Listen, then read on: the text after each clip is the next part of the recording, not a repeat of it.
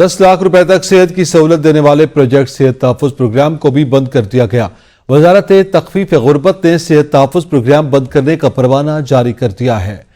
आम खबर से आपको आगाह कर रहे हैं। 10 लाख रुपए सेहत सहूलत देने वाला सेहत तहफ़्फ़ुज़ प्रोग्राम भी बंद कर दिया गया है। मजीद जानते नदीम चौधरी से। जी नदीम, आगाह कीजिएगा।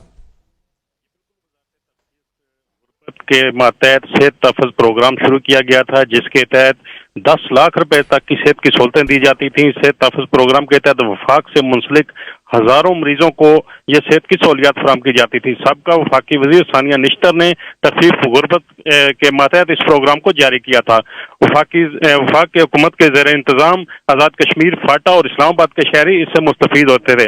गुज़श्ता कई माह से वज़ीर-ए-आज़म सेहत प्रोग्राम के फंड्स भी रोके जा चुके हैं। वफाक के अस्पतालों में ना तो अद्वियात मौजूद हैं और ना ही ऑपरेशन। और दूसरी जानब ये प्रोग्राम जो है वज़ारत तख़फ़ीफ़ ग़ुरबत के तहत चल रहा था, इसको भी बंद करने का परवाना जारी कर दिया गया है। जी बहुत शुक्रिया नदीम चौधरी, तफसीलात से आगाह करने के लिए।